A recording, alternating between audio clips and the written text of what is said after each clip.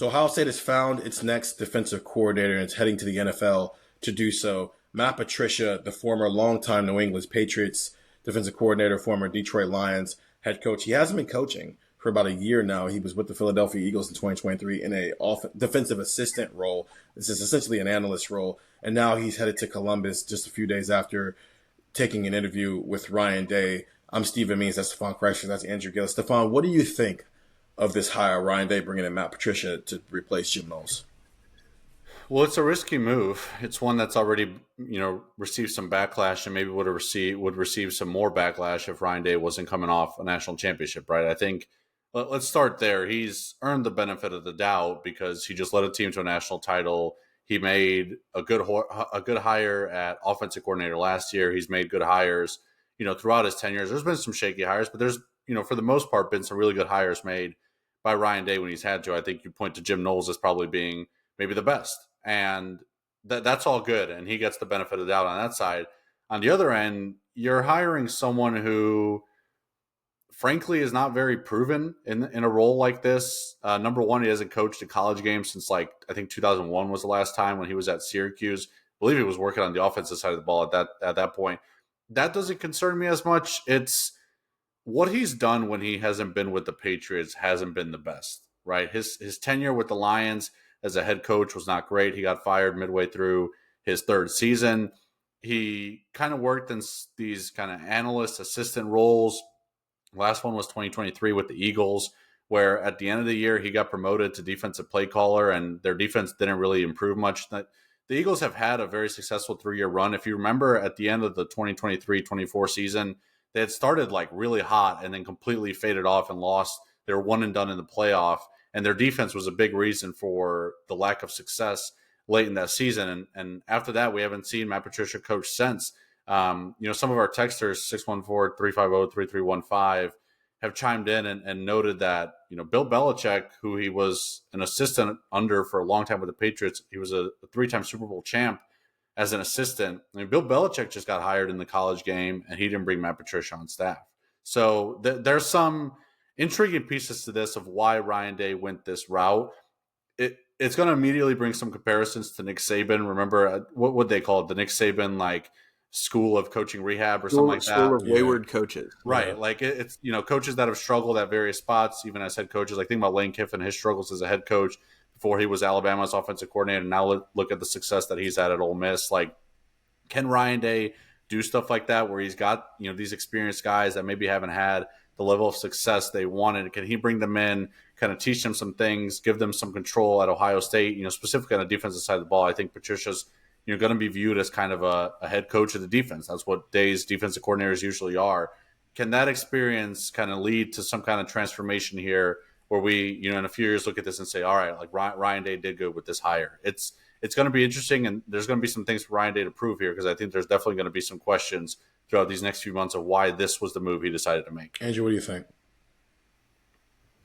Yeah, I think from a schematic standpoint, the Lions ran, when he was in Detroit, they ran the most cover one of any team in the NFL. So I think what you're going to see, on the field is a lot of single high with Caleb Downs, which, okay, that makes sense, right? You have a lot of people close to the line of scrimmage. We don't know what that other safety position is going to be like, so it gives you some flexibility there.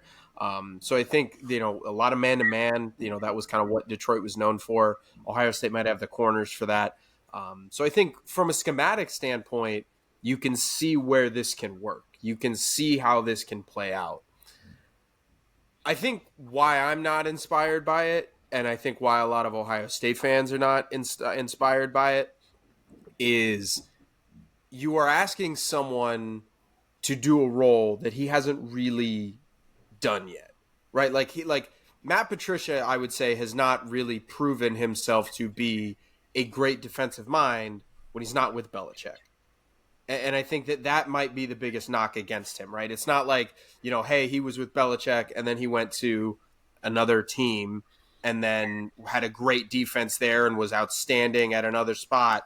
And then, then you make the hire and then it's okay, well, he just had a flame out in, Detroit and that's really what he's remembered for, but he's a great defensive mind. There are those people that exist. I think that you're worried about that. And I think, like Stefan mentioned, he hasn't been in the college game for a while. So you're asking somebody to come in to a college game that, I don't know if you guys have heard, it's a little different than it was 20 years ago. So the college game is different. You're asking him to kind of be independent. You mentioned head coach of the defense. He has to be that role.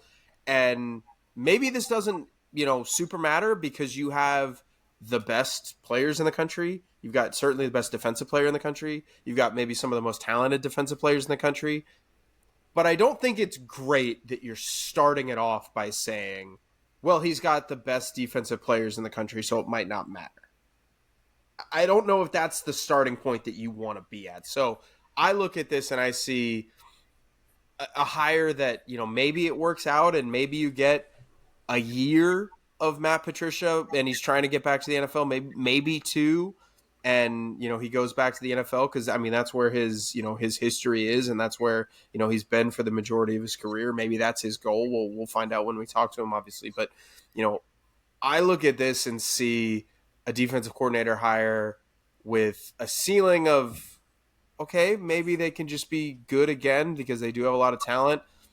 But I have a lot of questions. And I don't think that this was necessarily the most inspiring hire. And if you were going to make this type of hire where you hire somebody to, hey, we're asking you to step into a role that you haven't really done before or something you need to prove, I would typically, in my opinion, go to the young guy who is stepping into a coordinator role, to the young guy who is kind of taking on a new responsibility. And, hey, we think this guy's going to be really good in a few years, not maybe a Matt Patricia type. I don't get this hire. I don't get it.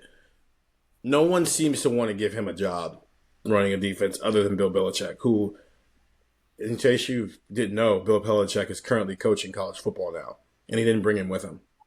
The only guy who wants to hire him as a defensive coordinator did not bring him in as his defensive coordinator when he went to North Carolina. It didn't go well with the Lions, and I understand the Lions have had their fair share of bad coaches. Obviously, they figured some things out now with their current head coach, but I can't wait till we talk with Ryan Day about this because I don't necessarily get the hire. I'll be continuing to share my thoughts on the text 614-350-3315, 2-week free trial, $3.99 after that. Whenever we talk to Ryan Day next, I'm sure this will be the base of the conversation. I think you're right, Stefan. I don't think if he didn't just win a national title, we'd be having a very different tone to this conversation, but he did. He did just win a national title. So he gets a level of benefit of the doubt. Maybe this is the Saban rehabilitation of coaches school, right? And this is a one-year thing. I don't care about the recruiting aspect of this, which is a rough thing to say about college football, but listen, his last defensive coordinator wasn't here to recruit, he was here to scheme, which is why all the defensive assistant coaches have to be such elite recruiters. That's still true. Tim Walton, Larry Johnson, James Laurinaitis, and Matt Guerrieri at their best have shown they can be very, very elite recruiters. So if you're pairing that with guys who can also develop their talent and you're asking your DC to just be a schemer, I'm all for that. I just don't know if this is the name tag that should have been attached to that for a guy who, again, was out of coaching this past year, was a defensive analyst essentially for the Eagles the year before that, and hasn't really worked as a defensive coordinator since 2017 before he left for the Lions job. And I'm just, why did nobody else want to hire him as a defensive coordinator? And I'm just wondering, was this Ryan Day's first choice? Was it his second choice? How far down the list did he go before he settled on Matt Patricia? And I guess we'll find out the next time we talk with Ryan Day. Again, get the text 614-350-3315, 2-week free trial, $3.99 after that.